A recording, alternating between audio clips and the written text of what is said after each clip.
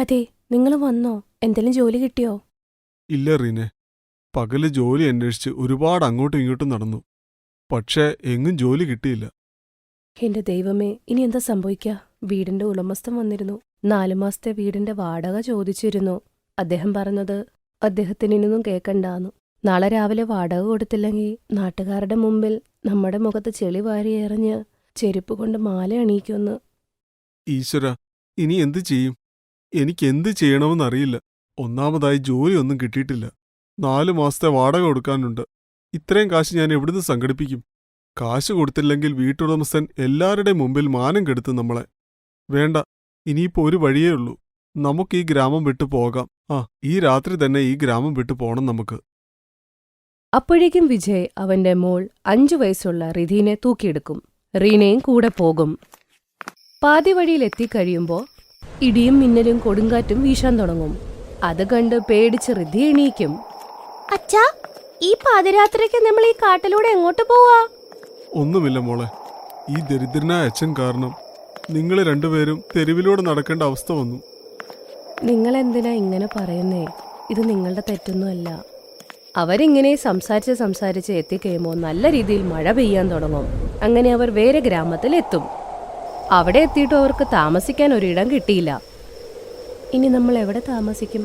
ഇവിടെ താമസിക്കാൻ പറ്റില്ലല്ലോ. നമ്മുടെ അടുത്ത് കിടക്ക പോലും ഇല്ലല്ലോ. അച്ഛാ, എനിക്ക് നല്ല രീതിയിൽ തണുക്കുന്നുണ്ടല്ലോ. വരൂ, നമുക്ക് ആ സ്ഥലത്ത് കയറി നിൽക്കാം.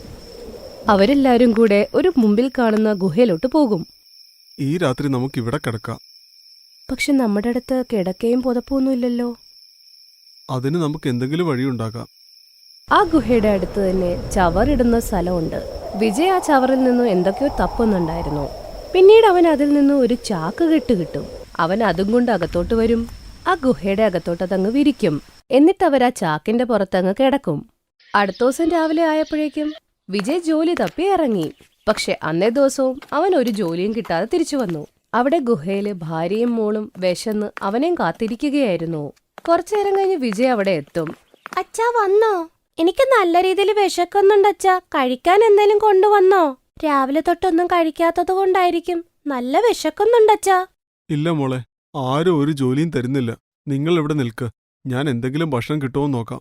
വിജയ് ആഹാരം തപ്പി ഗ്രാമത്തിന്റെ അകത്ത് പോവും. കുറച്ചങ്ങ് പോകുമ്പോ പശുവിന്റെ ഗോശാലയിൽ പശുവിന് തിന്നാൻ റൊട്ടി വെച്ചേക്കുന്നത് കാണും. പശു ആണെങ്കിൽ ആ റൊട്ടി തിന്നുന്നുമില്ല. പശു അവിടെ ഇരുന്ന പുല്ല് തിന്നുകയായിരുന്നു. ആരും അറിയാതെ ആ റൊട്ടി അവനങ്ങ് എടുക്കും. എന്നിട്ട് ഗോമാതാവിന്റെ അടുത്ത് പറയും, എന്റെ ഗോമാതാവേ, എന്നോട് ക്ഷമിക്കണം. ഈ റൊട്ടി ഇപ്പോൾ ഒരുപാട് ഞങ്ങൾക്ക് ആവശ്യമുണ്ട്. അവൻ ആ റൊട്ടിയും കൊണ്ട് ഗുഹയിലോട്ട് വന്ന് മോൾക്ക് കഴിക്കാനായി കൊടുക്കും. അച്ഛാ, ഇത് ചവയ്ക്കാൻ പോലും പറ്റുന്നില്ല. ഭയങ്കര കട്ടിയാ. മോളെ, തണുപ്പ് കാരണം അത് കട്ടിയായി പോയതാ. എനിക്ക് താ, ഞാനത് നിനക്ക് ശരിയാക്കി തരാം കേട്ടോ. റീന ആ റൊട്ടീനെ വെള്ളത്തിൽ മുക്കി അവക്ക് വായ്വെച്ചു കൊടുക്കും. അങ്ങനെ ദിവസങ്ങൾ പോയി. രാത്രി അവർ അതേ ചാക്കിൽ തന്നെ കിടന്നുറങ്ങുകയും ചെയ്തു. അടുത്ത ദിവസം അവർ രാവിലെ എണീറ്റപ്പോ വിജയ് വിശപ്പ് കാരണം ആ ചവറിന്റെ അടുത്ത് പോയി ആഹാരം തപ്പി. ഗ്രാമത്തിലെ കുറച്ച് ആൾക്കാർ ഇവരെ അങ്ങ് ശ്രദ്ധിക്കും. അവർ ചാക്കിൽ കിടന്നുറങ്ങുന്നതും ആഹാരം ചവറിൽ തപ്പുന്നതും കാണും. ഗ്രാമവാസികൾക്ക് സങ്കടം തോന്നും. എല്ലാരും കൂടെ ഒരുമിച്ച് അവരുടെ അടുത്തോട്ട് പോകും. എല്ലാവരെയും കണ്ട് വിജയ് പറയും, ഞങ്ങളോട് ക്ഷമിക്കണം. ആരും അറിയാതെയാണ് ഞങ്ങൾ ഈ ഗ്രാമത്തിലേക്ക് വന്നത്. ഇതല്ലാതെ ഞങ്ങൾക്ക് വേറൊരു വഴിയും ഉണ്ടായിരുന്നില്ല. നിങ്ങൾ ദയവ് ചെയ്ത് ഞങ്ങളോട് ക്ഷമിക്കണം. ഞങ്ങളോട് ക്ഷമിക്കണം. ഞങ്ങളുടേല് വേറെ വഴിയൊന്നുമില്ലായിരുന്നു. അതാ. പേടിക്കൊന്നും വേണ്ട. ഞങ്ങൾ നിങ്ങളെ സഹായിക്കാനാ വന്നത്. നിങ്ങളെല്ലാരും ഞങ്ങളുടെ കൂടെ വരൂ. ആഹാരം തരാം നിങ്ങൾക്ക്. ഇത് കഴിഞ്ഞ് ഗ്രാമത്തിലെ ആൾക്കാർ അവരെ വീട്ടിൽ കൊണ്ടുപോകും. പിന്നീട് അവർക്ക് താമസിക്കാനായിട്ട് എല്ലാരും കൂടെ ചേർന്ന് ഒരു കുടിലുണ്ടാക്കും. ചിലവരവർക്ക് കിടക്കാൻ മെത്ത, ഇടാൻ ഉടുപ്പ്, ആഹാരം എല്ലാം കൊടുക്കും. നിങ്ങളോട് ഒരുപാട് നന്ദിയുണ്ട്. സത്യത്തിൽ ഞങ്ങൾ പേടിച്ചാണ് ഈ ഗ്രാമത്തിലേക്ക് വന്നത്.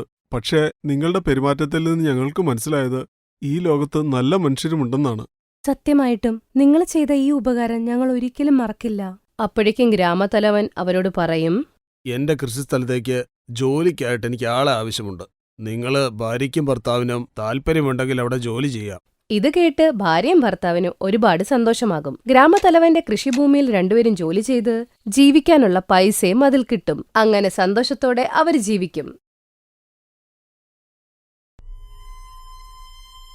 நடுராத்திரியில ஒரு சுடுகாட்டுல வயசான பாட்டி ஒருத்தங்க பள்ளம் தோண்டிக்கிட்டு இருந்தாங்க. அவங்க கையில ஒரு கரண்டி இருந்துச்சு. இன்னும் கொஞ்ச நேரத்துல இந்த உலகத்தை விட்டு நான் போக போறேன். அதுக்கு முன்னாடி எனக்கு நானே சமாதி கட்டணும். பரவாயில்ல, ஜனங்க எப்பவும் சொல்லுவாங்க மனுஷங்க சாகும்போது எதையும் எடுத்துட்டு போக மாட்டாங்கன்னு.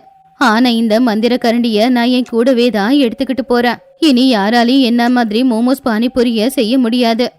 அந்த சுவை இன்னைக்கு என் கூட சேர்ந்து இந்த சமாதியில அழிய போகுது அப்படின்னு சொல்லி அந்த வயசான பாட்டி அவங்க கையில இருக்கிற மந்திர கரண்டியை கையில பிடிச்சுக்கிட்டே குழியில படுத்து மேலேயே மண்ணை போட்டுக்கிட்டாங்க. அவங்க குழியில படுத்த உடனே திடீர்னு அங்க மேகங்கள் எல்லாம் இருள ஆரம்பிச்சது. இடி மின்னல் சத்தத்தோட மழையும் பெய்ய ஆரம்பிச்சது. அப்ப அந்த உடம்புல இருந்து உயிர் பிரிஞ்சு ஆன்மா வெளியில வந்துச்சு. நான் போயிட்டு வரேன். விடிய காலையில ராம்பூர் கிராமத்துல குளிர் ரொம்ப அதிகமா இருந்துச்சு. அந்த கிராமத்துல ஒரு அழகான சந்தையும் இருந்துச்சு. அந்த சந்தையில நந்திதா அப்படிங்கிற ரொம்ப ஏழை பொண்ணு கிழிஞ்சு போன துணியை போட்டுக்கிட்டு அழுதுகிட்டு இருந்தா. மோமோஸ் பானிபூரி அம்மா ஏன் இன்னும் வரல? மோமோஸ் பானிபூரி அம்மா எங்க போயிட்டாங்க? அப்போ ஒரு ஆளு அங்க வந்தாரு. அட மோமோஸ் விற்கிற அந்த அம்மா இந்த உலகத்தை விட்டு போயிட்டாங்க.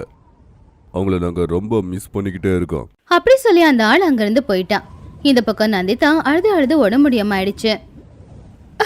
அம்மா, என்னை விட்டுட்டு எங்கம்மா போயிட்டீங்க? இந்த உலகத்துல உங்களை விட்டா எனக்கு வேற யாருமே இருக்கலையே. நீங்க தான் எனக்கு தினமும் பணம் கூட வாங்காம மோமோஸ் பானிபூரி கொடுத்துக்கிட்டு இருந்தீங்க. இப்ப நீங்களும் இல்லையா? அப்ப அங்க இருக்கிறவங்க எல்லாருமே நந்திதாவை பார்த்துக்கிட்டு இருந்தாங்க. அப்போ ஒருத்தங்க ரொம்ப கோவமா வந்து நந்திதா கிட்ட கோவமா சொன்னாங்க. எதுக்கு இப்ப தேவையில்லாம அழுதுகிட்டு இருக்க? ஏன் அந்த பாட்டி உனக்கு கொடுத்துட்டு இருந்த மோமோஸ் பானிபூரி இனி கிடைக்காது அப்படிங்கிறதுக்காக தானே? அந்த பாட்டி கிட்ட இருந்து ஏதாவது கத்துக்கிட்டியா? வயசான காலத்துல அந்த பாட்டி உழைச்சி சம்பாதிச்சுக்கிட்டு இருந்தாங்க. அப்படி சொல்லி அவங்க அங்கிருந்து போயிட்டாங்க. நந்திதாவுக்கு ரொம்ப பசி எடுத்துச்சு. அவ அங்க இருக்கிற ஒவ்வொரு கடையிலும் போய் பிச்சை எடுத்துக்கிட்டு இருந்தா. ஆனா எல்லாரும் அவளை விரட்டி அனுப்பிக்கிட்டு இருந்தாங்க. அவ போகலன்னா அங்க இருக்கிறவங்க எல்லாரும் தக்காளி எடுத்து அவ முகத்துல அடிச்சுக்கிட்டு இருந்தாங்க. அடிங்க இவள, உனக்கு அம்மா பிச்சை கட்டின இருக்கா பிச்சைக்காரி. தயவு செஞ்சு அடிக்காதீங்க. நீங்க யாரும் வேலை கொடுக்கறது இல்லைங்கிறதுனால தானே நான் இப்படி பிச்சை எடுத்துக்கிட்டு இருக்கேன். அப்படி சொல்லி நந்திதா அங்கிருந்து அழுதுகிட்டே வந்து ஒரு தெருவோரத்துல உட்காந்துக்கிட்டு அங்க அவ பிச்சை எடுக்க ஆரம்பிச்சா. அங்க வரவங்க போறவங்க கிட்ட அவ பிச்சை எடுத்துக்கிட்டு தான் இருந்தா. ஆனா யாருமே அவளுக்கு ஒரு ரூபா கூட கொடுக்கவே இல்லை. அவ உடனே பக்கத்துல இருக்கிற ஒரு கோயிலுக்கு போனா அங்க கடவுள் கிட்ட இப்படி வேண்டிக்கிட்டா. கடவுளே, முதல்ல எங்க அப்பா அம்மா என்கிட்ட இருந்து எடுத்துக்கிட்டீங்க. ஒரு பாட்டி என்ன பாத்துக்கிட்டு இருந்தாங்க, அவங்களையும் கூப்பிட்டுக்கிட்டீங்க. பேசாம என்னையும் உங்ககிட்டயே கூப்பிட்டுக்கோங்களே. இந்த நரகத்துல இருந்து எனக்கு கொஞ்சம் விடுதலையாவது கிடைக்கும்ல. அப்போ பூசாரி அங்க வந்தாரு. பூசாரிய பார்த்த உடனே நந்திதா, பூசாரி ஐயா, நீங்க தள்ளி நில்லுங்க. எல்லாரும் என்ன அபசகுனம் அப்படின்னு சொல்றாங்க. நீங்க அபசகுனமா இருந்தா கடவுள் உங்களை இங்க அமைச்சிருக்க மாட்டாங்க. கடவுளுக்கே நீங்க பிரச்சனை இல்ல. நாங்க மனுஷங்க அப்படி பண்ணலாமா? நாங்க கண்டிப்பா ஏத்துக்கணும். உன்னோட பிரச்சனை எனக்கு தெரியும். நீ பிச்சை எடுக்கிறத விட்டுட்டு ஏதாச்சும் வேலை பாரு. அதுக்கப்புறம் பாரு, கடவுள் தானாவே வந்து உனக்கு உதவி பண்ணுவாங்க. ஏன்னா இந்த ஜனங்க பிச்சைக்காரங்களை எதுக்க மாட்டாங்க. அப்படி சொல்லி பூசாரி பூஜை செய்ய ஆரம்பிச்சாரு. நந்திதா கோயிலுக்கு வெளியில உட்காந்துக்கிட்டு பிச்சை எடுத்துக்கிட்டு இருந்தா. அப்பதான் அங்க ஒரு வயசு பையன் ஆதித்யா வந்தான். நந்திதா அவன்கிட்டயும் பிச்சை கேட்டா. அண்ணா, நான் ஒரு வாரமா எதுவும் சாப்பிடல அண்ணா. நந்திதா வாயில இருந்து அண்ணா அப்படிங்கிற வார்த்தை வந்த உடனே ஆதித்யா ரொம்ப சந்தோஷமா நந்திதா பக்கத்துல போய் உட்காந்துக்கிட்டான். அதுக்கப்புறம் ஒரு நல்ல ரெஸ்டாரண்ட்டுக்கு அவளுக்கு கூட்டிட்டு போய் அவளுக்கு வயிறார சாப்பாடு போட்டான். ஆனா அங்க ரெஸ்டாரண்ட் வெயிட்டர் சொன்னா, சார், இந்த பிச்சைக்காரங்களுக்கு இது சார் சாப்பாடெல்லாம் போடுறீங்க? எங்க ரெஸ்டாரண்ட்டுக்கு அவமானம். வெயிட்டர் அப்படி சொன்னது கேட்டு ஆதித்யாவுக்கு கோவம் வந்துச்சு. அவன் அந்த சாப்பாடு தட்டை வெயிட்டர் மேல தூக்கி போட்டுட்டான். அதுக்கப்புறமா அவன் பணம் கொடுத்து நந்திதாவை இன்னொரு ரெஸ்டாரண்ட்டுக்கு அவன் கூட்டிக்கிட்டு போனான். நந்திதா அதை பார்த்து ஆச்சரியப்பட்டா. அண்ணன், இவ்வளவு கோவப்படுறது நல்லதில்ல. இந்த உலகத்தை எனக்கு பிடிக்கல. பிச்சை எடுக்கும்போது கேவலமா பார்ப்பாங்க. கஷ்டப்பட்டு உழைச்சு சம்பாதிக்கும் போது ஷார்ட்கட்ல சம்பாதிச்சிருக்கான்னு சொல்லுவாங்க. என்ன நடந்தாலும் திட்டுக்கிட்டே இருக்காங்க. வாழ்க்கையில என்ன நடக்குதுன்னு அவங்களுக்கு தெரியாது. ஒன்னும் கவலைப்படாத தங்கச்சி, சாப்பிடு. ஆதித்யா சொன்னது கேட்டு நந்திதா யோசிக்க ஆரம்பிச்சா. சாப்பாடு சாப்பிட்டு முடிச்சதுக்கு அப்புறமா ஆதித்யா நந்திதாவுக்கு 10,000 ரூபாய் கொடுத்துட்டு நாளைக்கு வந்து உன்னை பாக்குறா அப்படின்னு சொல்லிட்டு போயிட்டான். நந்திதா அன்னையில இருந்து ஆதித்யாவுக்காக காத்துக்கிட்டு தான் இருந்தா. அவன் கொடுத்த பணத்துல நந்திதா அடுத்த நாளே அதே இடத்துல பானிபூரி வண்டியை வச்சு நடத்தினா. அங்கதான் அந்த பானிபூரி பாட்டியும் பானிபூரி வித்துக்கிட்டு இருந்தாங்க. அங்க வந்தப்போ நந்திதா பார்த்தா இன்னும் நிறைய பேர் பானிபூரி வண்டி வச்சு நடத்திக்கிட்டு இருந்தாங்க. அம்மா இருக்கும்போது எந்த பானிபூரி கடையும் இருக்குல்ல, இப்ப இங்க இவ்வளவு இருக்கே. எல்லாரும் வியாபாரம் ஆரம்பிச்சிட்டாங்க போல. எல்லா கடைகளுக்கும் போய் எல்லாரும் பானிபூரி வாங்கி சாப்பிட்டுக்கிட்டு இருந்தாங்க. ஆனா நந்திதாவோட கடைக்கிட்ட யாருமே வரவே இல்ல. அப்போதான் ஒரு பெரியவர் அங்க வந்தாரு. ஏம்மா, நீ பிச்சை எடுக்கிறத நான் பார்த்துருக்கேன்னு. நீ இப்போ பண்ணது நல்ல வியாபாரம். குடுமா, எங்களுக்கு கொஞ்சம் பானிபூரி குடுமா. சரிங்க தாத்தா, இந்தாங்க சாப்பிடுங்க அப்படின்னு நந்திதா பானிபூரி கொடுத்ததும் அவங்க பானிபூரி வாங்கி சாப்பிட்டு போனதுக்கு அப்புறமா பக்கத்துல பானிபூரி வண்டி வச்சிருக்கிற ஒருத்தன் நந்திதா கிட்ட வந்தான். ஏய் பிச்சைக்காரே, இங்கிருந்து வண்டி எடு, இல்லைன்னா பாரு. நான் உங்களை தடுக்காத போது நீங்க எதுக்கு வந்து என்ன தடுக்கிறீங்க? இந்த இடம் என்ன உங்க அப்பாவுக்கு சொந்தமானதா? பிச்சைக்காரிக்கு பேச்ச பாத்தியா? வாங்க, இந்த கடையை அடிச்சு நொறுக்குங்க. அப்படி அவங்க எல்லாரும் சேர்ந்து நந்திதாவோட அந்த வண்டிய கவுத்து போட்டுட்டாங்க. எல்லா பொருட்களும் வீணா போச்சு. அதை பார்த்து பாவம் நந்திதா உட்காந்து அழுதுகிட்டு இருந்தா. இந்த உலகத்துல எனக்கு வாழவே விருப்பம் இல்ல. இன்னைக்கு நைட்டு நான் படுத்து தூங்கினதுக்கு அப்புறமா எழுந்திருக்கவே கூடாது. நந்திதா வண்டி பக்கத்திலே உட்காந்து அழ ஆரம்பிச்சா. அவ எப்படியோ கஷ்டப்பட்டு அந்த வண்டியை நிமித்தி அது மேலேயே ராத்திரி படுத்து தூங்குனா. காலையில அவ எழுந்துச்சு பார்க்கும்போது அவளுடைய வண்டியில பானிபூரி செய்யறதுக்கு தேவையான எல்லா பொருட்களும் இருந்துச்சு. கூடவே நிறைய மோமோஸும் இருந்துச்சு. அதை பார்த்து நந்திதா ஆச்சரியப்பட்டா.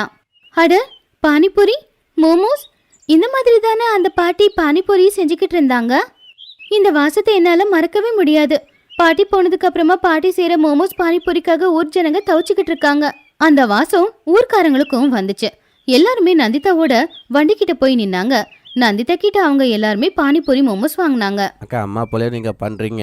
அவங்க மாதிரி இவ்வளோ ருசியான பானிபூரி யாருமே பண்ணதே இல்லை. நீங்கள் எப்படி பண்ணீங்க? அது எனக்கும் தான் தெரியல. நீங்க எல்லாரும் பானிபூரி சாப்பிடுங்க, இது பாட்டியோட பிரசாதம். அப்படி நந்திதா எல்லாருக்கும் மோமோஸ் பானிபூரி கொடுத்துக்கிட்டே இருந்தா. வரவங்க எல்லாரும் சாப்பிட்டுக்கிட்டு இருந்தாங்க. ஆனா மோமோஸும் பானிபூரியும் காலியாகவே இல்லை. ராத்திரி நேரமும் ஆச்சு, ஆனாலும் கூட இன்னும் மோமோஸும் பானிபூரியும் அப்படியே தான் இருந்துச்சு. ராத்திரி நேரம் கஸ்டமர்ஸ் எல்லாரும் போனதுக்கு அப்புறமா பக்கத்து வண்டிக்காரன் மறுபடியும் வந்து நந்திதாவோட அந்த வண்டியை கவுக்க பார்த்தான். அப்போ திடீர்னு ஆகாயத்துல மின்னல், இடி எல்லாமே வந்துச்சு. திடீர்னு மழை பெய்யும் ஆரம்பிச்சது. அப்போ இறந்து போன அந்த பாட்டி ஆன்மா உருவத்துல அவங்க முன்னாடி வந்து நின்னாங்க. அவங்கள பார்த்து எல்லாருமே ஆச்சரியப்பட்டாங்க. ஐயோ, இந்த அம்மா செத்துட்டாங்க இல்ல? இது இவங்க ஆன்மாவா? ஐயோ, ஓடுக ஓடுக. அப்படி சுத்தி இருந்த எல்லா வண்டிக்காரங்களும் வண்டிங்களை அங்கேயே விட்டுட்டு ஓட ஆரம்பிச்சாங்க. ஆனா பாட்டி வந்த உடனே நந்திதா கிட்ட சொன்னாங்க. நந்திதா, இந்த அதிசயம் எல்லாத்தையும் செஞ்சது நான் தாம்மா. இந்தா என்னுடைய கரண்டி. இந்த கரண்டி உன்கிட்ட இருக்கிற வரைக்கும் உன்கிட்ட இருக்கிற பானிபூரியும் தீந்து போகாது, மோமோஸும் தீந்து போகாது. இனி பிச்சை எடுக்காத. அப்புறம் எந்த ஆதித்யா உனக்கு பணம் கொடுத்து நீ இப்போ வண்டி வச்சிருக்கியோ அவன் வேற யாரும் இல்ல, என்னோட பேரன்தான். அவன் ரொம்ப நாளா அந்த கோவில் கிட்ட உன்னை தேடிக்கிட்டு இருந்தான். ஆனா நீ அவனுக்கு எங்கேயுமே கிடைக்கல. காலையில அவனை போய் பாரு. 2 பேரும் இனிமே ஒன்னாவே வாழுங்க. அவனும் உன்ன மாதிரி அனாதை ஆயிட்டான் அப்படின்னு நந்திதா கிட்ட சொல்லி அம்மாவோட ஆன்மா மறைஞ்சு போச்சு. நந்திதா சந்தோஷமா அடுத்த நாள் போய் ஆதித்யாவை சந்திச்சா.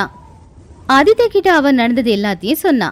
கஷ்டப்பட்டு உழைச்சு சம்பாதிக்கும் போது ஷார்ட்கட்ல சம்பாதிச்சிருக்கான்னு சொல்லுவாங்க.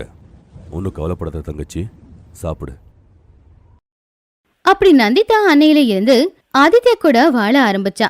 இப்படி கொஞ்ச நாள்ல அவ சொந்தமா ஒரு வீடையும் கட்டிக்கிட்டு நல்லபடியா அந்த மோமோஸ் பானிபூரி வியாபாரமும் செஞ்சுக்கிட்டு எந்த ஒரு கஷ்டமும் இல்லாம சந்தோஷமா வாழ்ந்துகிட்டு இருந்தா. Thanks for watching.